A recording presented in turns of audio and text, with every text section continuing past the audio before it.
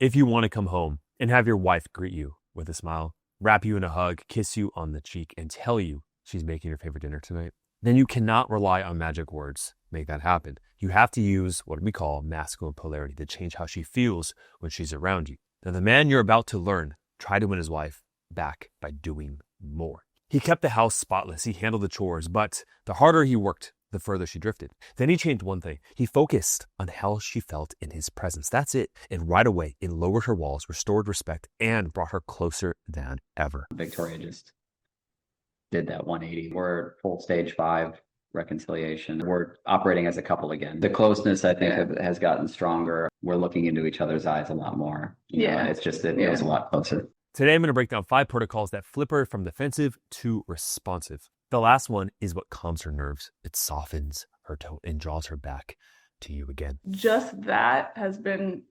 astronomically wonderful. And it's just something that I never should have not been doing. Joe's marriage didn't fall apart overnight. Like most marriages, it was the slow and subtle death and decay. The kind of drift that sneaks in when life gets busier. New jobs, new routines equals more pressure. We moved because I got a job here, which increased my responsibility and demand. And then with him, he left a business behind to do the administrative side that you can do from home. And then he also does it a few things too. And I think just over time, we didn't adjust together. We had tried to adjust separately and sort of fell apart in that sense. We got complacent. While Victoria adjusted to long hours and new demands, Joe was at home, running his business, keeping things spotless, and doing everything he thought a good husband should do. But somewhere in the middle of all that effort, they lost each other. I would come home from work, sometimes a 10 to 12 hour day, usually on the 11 to 12 hour side. And the house would be clean, which is wonderful. And it felt like he thought that was enough.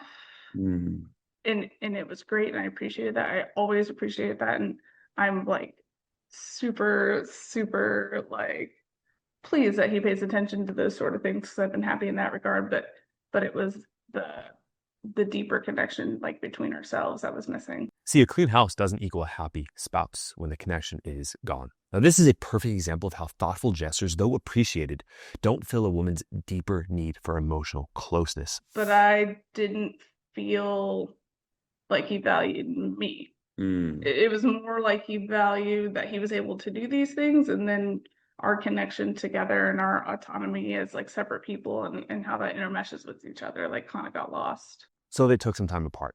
But as painful as that was, it forced them both to take a hard look at how they were showing up. I mean, Joe in particular. He led the change and reached out to us. Now, this first protocol is what stops pushing her away and opens the door to trust again. Check it out. When she was able to communicate at some point that I had been needy, that there was codependency, that sort of thing, and that, she just didn't feel connected with me. We had kind of degenerated over the course of, I'd say, about 2 years. So her saying those things to me kind of clicked it into place. And I tried to start to make the shift back to myself and kind of realize that maybe I wasn't going to have the tools to do it at this point. And I found you on YouTube, and so I kind of looked into the program and figured that maybe it was really, really time for me to buckle back down and get back to who I am, Joe is talking about what we call here as radical responsibility. This is where you stop trying to fix your wife, okay? You don't worry about her. You take full ownership of your half of things, what you can control. Those times you avoided the hard talks when you got defensive and had to prove yourself right, the habits that made her stop trusting your leadership. What this does is it's like resetting a compass. Instead of wandering in circles, right? You start leading in the direction that you own again, how your actions affected her without blaming her for what happened. When you do that, she feels safer around you, right? She stops walking on eggshells. You both stop. And she starts opening up, becoming more receptive. Then she changes. So it starts with you. Now, look, I'm not saying she's perfect. Of course she isn't. But you have to look in the mirror and see how you've broken her emotional safety over the years. And that's what tells her things can actually change. That was the kick. It was our relationship fell apart, and realizing that those symptoms had probably been going on for a long time. And knowing that I wanted to make that change as, strongly as possible. Yeah. And as reliably as possible. So I just figured help would be a good idea. Well, one thing I want to say, Joseph, is like a lot of men have too much of an ego, right? To like honestly say, oh no, it's not my fault. And they kind of play that victim role. But so I want to give you credit there. Radical responsibility alone is the first step of resetting the environment. If you want to rebuild trust and change how she responds to you, you have to pair it with this next principle. It's what turns pressure into her pulling in, what makes her stop resisting and start coming toward you. Victoria just did that 180. Joe sums it up here. Probably over the course of a month and a half, I spent about 5 weeks away from home. I have a company up in Iowa, so I had a place to go, and I took the kids away for a few weeks, and just to kind of give her some space. He's talking about something that I call independence conditioning. You see, he gave her space to breathe again, so she would stop feeling pressured, watched, or managed. See, the only way to rebuild connection in that stage is to remove the pressure that's been pushing her away. When you keep checking in, asking where things stand, trying to fix all the problems and just trying to rationalize and analyze every single night just to figure out the right words, the right conversations to bring her back, it's driven by fear, isn't it? By scarcity, by lack. And she feels that. And that's what independence conditioning corrects. It's about rebuilding your stability inside of yourself. So your calm gives her room to think, to breathe, to heal, to eventually want to reach out to you again. You're not giving her the space to pursue you. Do you see how that works? A lot of guys mess this up. Here's an example of really what they do. I think too, the space is just generally needed for both of us, because we had tried to like separate and take time while living in the same house still, and we were like sleeping in a different room, but he was still in my business like all the time. Like I'd come home and find notes everywhere, or he'd keep trying to talk to me, and I was like, I need space, like for real. Like I need to actually take time like by myself to really figure this out and work it out, without that influence that felt the same as it did before. Yeah. And for a lot of men that don't understand when they're in that position, it's there's a fear there, obviously, like, well, if I give her space, she's going to leave me for sure, right? Yeah. Like that idea. And they're only collapsing the possibility of them working it out, because by them actually constantly, not giving space, they're not respecting her, they're not making her feel safe. And they're like, well, you're the thing that I'm trying to get away from now, right? Whereas space is not a thing to get away from you. It's like, I want to collect my thoughts. And so, I just want to say, Joseph, that you definitely understood that concept. It's not just physical space, it is emotional space, okay? This means you're not blowing up her phone. You're not asking for reassurance. You're not coming up with reasons to write her letters or emails showing you how much you love her and how much you care, thinking that those magic words will get her back. You're stepping back and focusing on you and realizing that you fell apart from who you were. So when you do interact with her again, you're not looking for scraps of attention and validation, trying to prove, look how much I've changed. You know you have. It's undeniable. Do you see that? You stay calm, grounded, steady, focusing on yourself. I cannot emphasize how important this is. She notices that energy. It can't be faked. And that's when her curiosity returns and the whole dynamic flips. And then the last time I came home, I was home like 2 or 3 days, and Victoria just like did a 180 basically. And I was shocked, because I was still mentally prepared to be giving her the space, providing the space. I moved upstairs as soon as I came home, but I was in a much better place at that point. I kind of hit that point in the program and within myself and just like flipped. So now, I mean, a lot of big, hard discussions, but the feeling, the connection is appears to be very much back. I mean, we're on. Victoria just did that 180. We were talking about it the other night. She just made a decision and was ready, I guess. And you can chime in like where we're at. Yeah, Please. No, for me, like I said, like I had my own things, that I recognize that I need to work on. Like for me, I'm an introvert. I am not a very emotional person. I have a hard time with vulnerability. I have a hard time expressing my feelings. The space apart, they were always there though in my head. It's just hard for me to get them out, I guess. But the space apart helped. We took a break. I had time to really reflect on a lot of things. So for me with this space, like what I was really aiming to do was just kind of figure out what I wanted. But like immediately when he was gone, like I missed him. Like I missed the presence. If I would have come back from like the last trip still not stable, or started to immediately like chase you like I used to, or just like try to be, I was in a place for the first like couple of months of this, like the 4 months of turmoil that we had. I call it the period of turmoil. Yeah. You know, if I would have showed back up and not been stable or seemingly like emotionally trustworthy, I'm not sure the 180. I felt like I needed time for me to really make that decision more concretely. Once Joe gave her the independence and took it for himself, he could focus on this next crucial step. It is an environmental lever, okay, that really made her notice him when they did interact again. Now, this is what creates a connection with her that honestly, she's been wanting from you all along. When she was able to communicate at some point, probably 4.5, 5 months ago now, that I had been needy, you know, that there was codependency, that sort of thing, and that,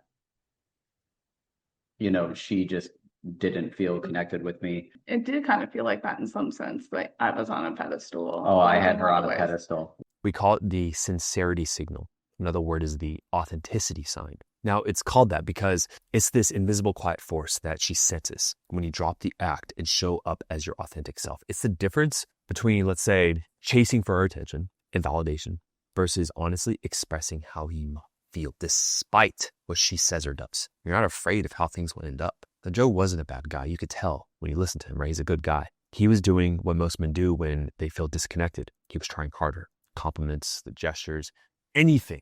I mean, literally anything he could to get her attention. But underneath, it was a quiet agenda. If I do the right thing, maybe she'll love me again, right? If I just figure out the right way. And that energy of trying to figure out and seek the outcome, it kills attraction because she can sense that it's coming from a place of needing something from her, you see? Think of the visual of putting her on a pedestal, right? You're looking up at her and she's looking down on you. She doesn't want to do that. She needs to respect and admire and look up to the man that she's with. Yeah. The idea, right, is I'm going to do all these things to check these boxes so that you should love me and appreciate me, versus like, you know, most women, I can't speak for all women, but most women, they would all love a clean house, of course, but what they want, everything in the hierarchy is like, you come home and it's like, I'm there with you, I'm connected to you, I'm present with you, right? And that's more valuable than anything, right? And so you can't really substitute those two things. So how does your sincerity signal really correct these covert contracts and needy behavior? Well, to be honest, it seems paradoxical. It's not logical though, right? The more you risk pushing her away by just being honest with how you feel completely, you are signaling to her that you are a man that doesn't need her. And then paradoxically, she wants you, right? But if you live in fear and risk and doubt and you're like cowering, it's like, do you love me? You see that? Like, I know you don't do that physically, but emotionally she feels that way. Or if you move through life and honestly express yourself the right way, she's drawn to you. And it's not on him either too. Like I would come home and like as an adjustment, like I was tired and I wanted to disconnect. So like I also wasn't putting effort into like ensuring that connection still stayed. So like I know this is a lot focused on like your journey and stuff, but like I had my own. Now, a lot of guys, these behaviors are and the things they do, they're so blind that they're even doing it. And this is why our calls with our marriage evaluators are so powerful, because the moment you get her on a call and we're like, dude, that thing you did last week, that pushed her away. And a lot of guys are like, oh my God, really? I had no idea. That call is free, by the way. All you have to do is click the link down below. Now, before you do, just make sure you are fully invested and ready to make a change. This is not simply free advice, okay? But if you're committed, we can help you out. Now, with that foundation in place, he could finally rebuild a part of himself that draws her back in without him chasing. And that's what this next principle teaches you. I call it Campbell's Law. Listen to Joe describe it. A big part of it was like putting myself first in a way, you know, not in that, remembering like who I am and like what my values are. Like I had my values, you know what I'm saying? So I have them, you know, I got an app, you know, and I put, I don't know if you're going to be able to read this. So good morning, Joe. You are a clever, compassionate, confident, and driven leader. Calm, steady, resilient. Action breeds identity. That was a big one. Action identity was a big impact.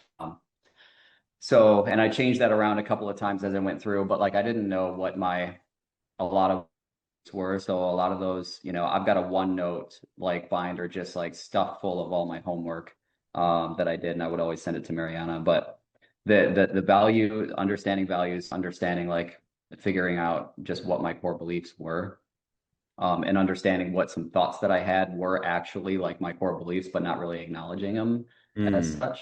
And then getting back to myself, my, hobbies. I'm writing again, cars again, like that sort of stuff. I really let a lot of that go, and realizing how big of a part of my identity that stuff was. Now, Joe covers a lot of gold in that clip. Now, the reason I call this principle Campbell's Law is because it's based on one of my favorite quotes by Joseph Campbell. He said, "The cave you fear to enter holds the treasure you seek." When you were first with her, you weren't afraid to lose her, were you? She was a great part of your life. She wasn't all of your life. You need to start living from your core again, your values, your principles, your purpose, right? Being the man where she's an addition to your life. She's not your whole life. Because over the years, you become dependent on her. She started doing everything for you that you needed. Not everything, but you get the point. You started sacrificing yourself for her to make her happy, because she was almost like this drug to you. Like when she was happy, it's like, I never felt that way before, right? So a lot of men, they stopped taking care of their body. They stopped hanging out with friends. They stopped the hobbies. They stopped doing the things that made them who they were when she fell in love with you. And that's how you rebuild your identity, through action. When your actions align with who you say you are, your words align with your actions, there's integrity in who you are as a man, not just words and actions, but how you live your life. She notices, you notice. See, Joe found his again. He got his values back, his work, his passions, and that's when the confidence returned for him. Now, Joe describes a breakthrough moment of release. I was letting whatever was going on in my head, like catastrophizing, like spinning everything out of control, and kind of ignoring just very simple facts that were in front of me. Dude, I wouldn't have been able to get through this without this program. Like and it's certainly not as quickly, and certainly not as healthy. I was carrying a whole bunch here, and then I joined a group call. This was like late May, early June, probably. I joined a group call. I was sitting in a hotel up in Port Huron. My mom had the kids. So I was in Michigan, and I got off the group call, and I was just like, and this wouldn't go away. And I was like, I think I have to cry, So I like watched a video that had hit me in like in a certain way, like from the program. I can't remember which one. And then I just like laid there and like held myself and told myself that I loved myself, and like just patted myself on the back. And I just like bawled for like 30 minutes. And so much of the pressure like released that I forced myself to do it again like 2 days later to like get the rest out. But now I just feel like myself. Like I used to be an extremely confident, like just an undeserved amount of confidence, like wafting off of me, and I just lost that, And that's what Campbell's Law builds toward. The moment you stop running from fear, shame, and the stories in your head that lead you nowhere, and you finally face what's actually going on. You let the panic drain out. And instead of stuffing it down, now it's about becoming real with yourself. Those blind spots on the call we can help you with that you've been dodging, the conversations that you pushed off that you know you need to have, the feelings that you've been bearing for who knows how long before your marriage, childhood, the habits you pulled off course, the places you haven't shown up to your full capacity as the man that you know you could be. These are the big takeaways from the process, okay? Now, the first is a continuous effort in that the work never ends. You keep refining who you are to the day you are no longer here. This means you catch your ego faster. You come back to your values when your wife pulls you off course. I'd say I'm about 85% back. There's still more to go. But And I love that you put that there's still more work to do. And that's the secret, right? Like because the guys, I think they're at 100%, that's the hubris. And that makes them kind of like fall back into the old patterns, right? And the second is the spark that returns when you reconnect with your purpose, okay? That's that thing that it just drives you forward as a man, the reason you get out of bed. Victoria, I want to know from your perspective, noticing this shift in him, like how did it feel for you to like see these changes? No, good. So Joe is like a very, very passionate person. And so he does operate better when he's able to focus on the passions that he cares about. Cars. As a person. Cars is like the big one. And I know a lot of women, they say that like it turns them on when they're like a guy's passionate about something, right? Like, yeah, and he cares so much about it. When she sees you walking your own path, it reignites her trust, her desire. Now, this final principle, it expands on all this. It puts it all together, this whole video, okay? When you put all of this into action, she relaxes into a feminine, which means she's happy, she's dancing, she's loving, she's cute. She gives you those names, speaks in the way you want her to speak to you. Just that has been astronomically like wonderful. I think the realization of how critical it is, and it's just something that I never should have not been doing. The final principle here is loving leadership. Now, I want you to listen to Joe and Victoria describe it. Leadership was a big thing. And I stopped, her not feeling desired for so long is because I stopped engaging and I stopped leading and I stopped like showing outwardly that I desired time with her. And I was just putting in no effort into like leading, which that's been fun to get into, So before, when we used to like go, out on a date, we'd say, hey, we're gonna go out on this night, and we'd leave the house and go, so what should we do? And neither of us were just like, I don't know. And it just felt so, Through the motions, yeah. yeah, it just felt so disconnected and so like neither of us wanted to be here.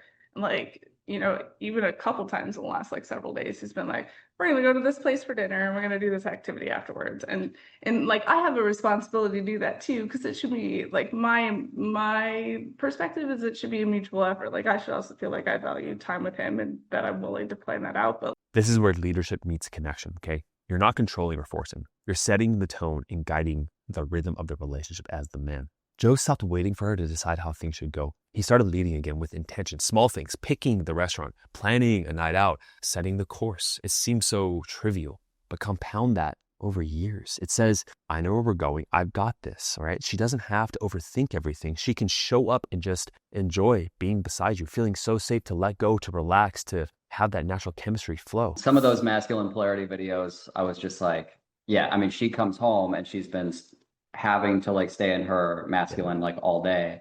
And then for a while, for a couple of years, she was coming home and feeling like she still had to like stay in that place and not be able to like fall away from it.